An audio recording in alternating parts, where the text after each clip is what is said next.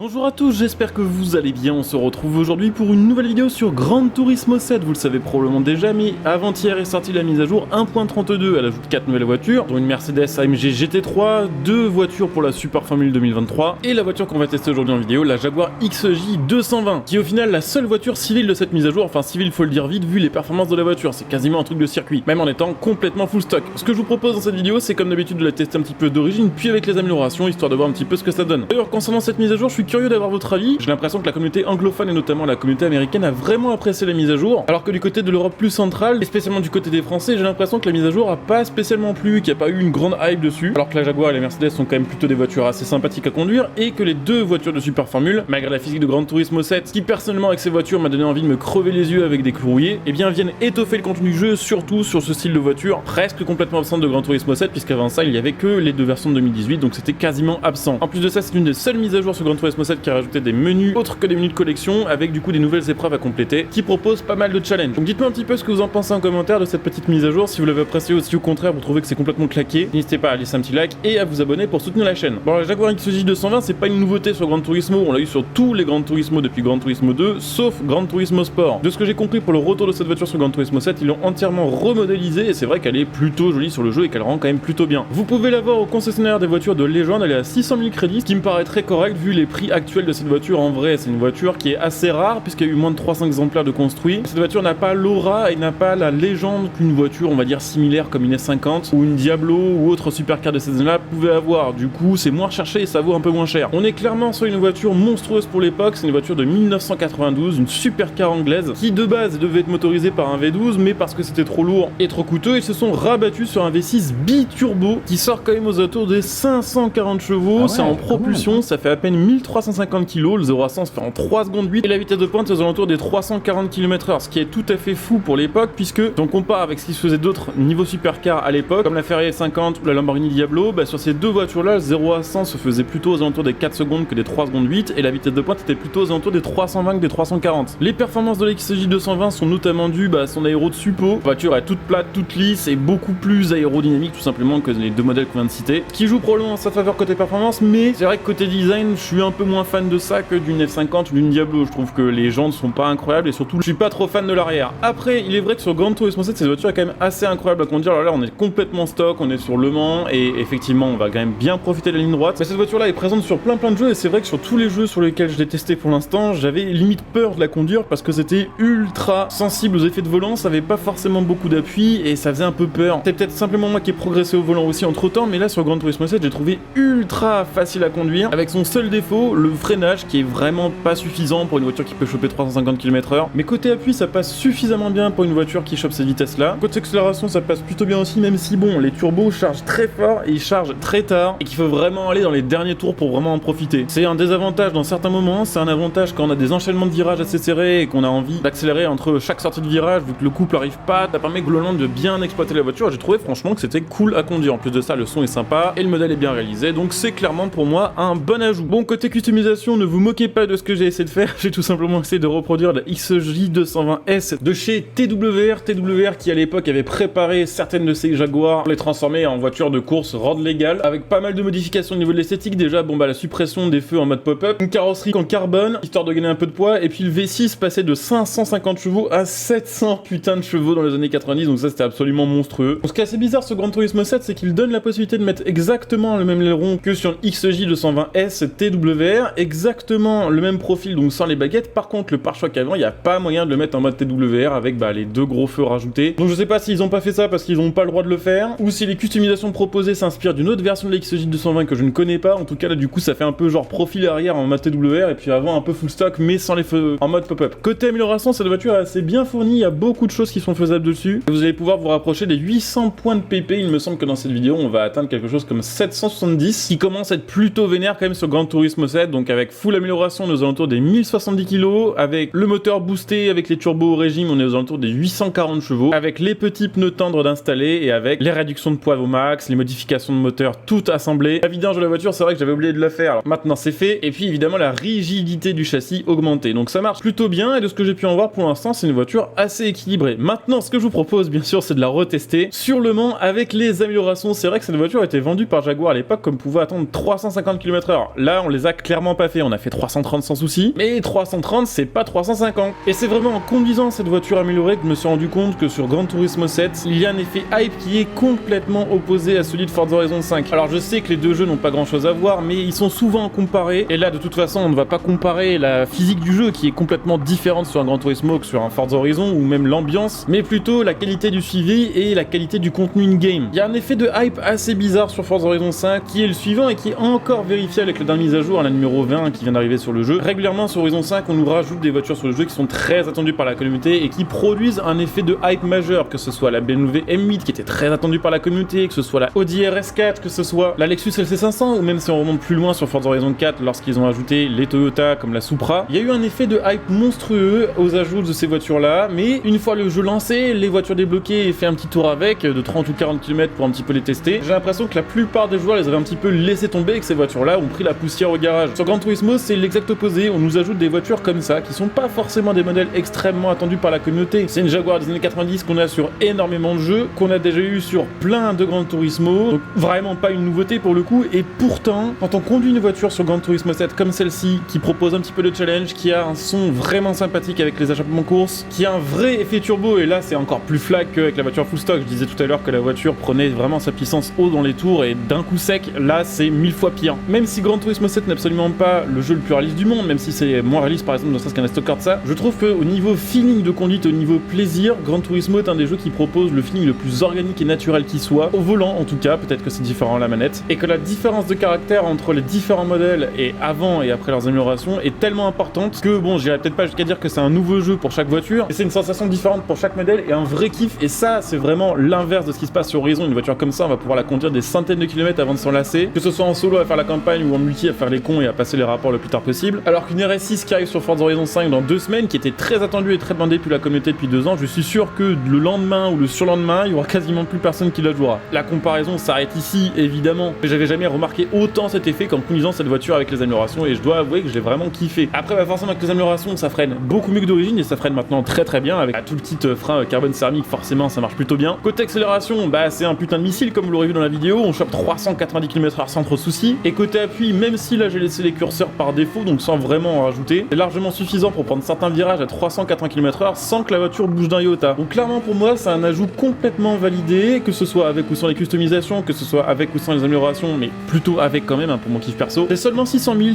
ça se fait en une demi-heure en jouant à Gran Turismo 7, en farmant les bonnes épreuves. Donc si vous avez lâché Gran Turismo 7 un petit peu ces derniers temps, si vous n'avez pas eu l'occasion par exemple de tester avec le PSVR 2 et que vous avez l'impression que c'est la seule grosse nouveauté cette année sur Gran Turismo, bah faites les mises à jour, relancez le jeu, testez un petit peu les nouvelles voitures qui ont été ajoutées, et peut-être que comme moi vous serez touché par la grâce de Gran Turismo et vous aurez envie d'y rejouer de longues heures. En tout cas c'est un plaisir de lancer ce Gran Turismo, de vous faire régulièrement des vidéos dessus. C'est vrai que là aussi récemment j'ai repris pas mal les lives dessus, notamment avec l'expérience de circuit. Le prochain arrivera dans quelques jours, hein, si tout se passe bien, donc n'hésitez pas à follow la chaîne Twitch que vous trouverez sur cette vidéo pour les prochains lives, à utiliser votre Prime si vous voulez soutenir ma chaîne gratuitement et profiter de plein de petits bonus. Vous pouvez aussi soutenir la chaîne en faisant vos achats à prix réduit, les liens que vous trouverez sous cette vidéo, il y a le lien en ligne pour acheter vos jeux, le lien matériel.net pour acheter votre matos, et pour ceux qui souhaitent soutenir la chaîne sur le long terme, vous pouvez évidemment devenir des soutiens via le bouton rejoindre cette vidéo, ce qui vous fera profiter bien sûr de plein de petits avantages, de plein de petits bonus, et ce qui aide vraiment la chaîne sur le long terme. Donc n'hésitez pas à jeter un petit coup d'œil. Je coupe cette vidéo ici, je vous dis à très bientôt, bon jeu à tous, ciao.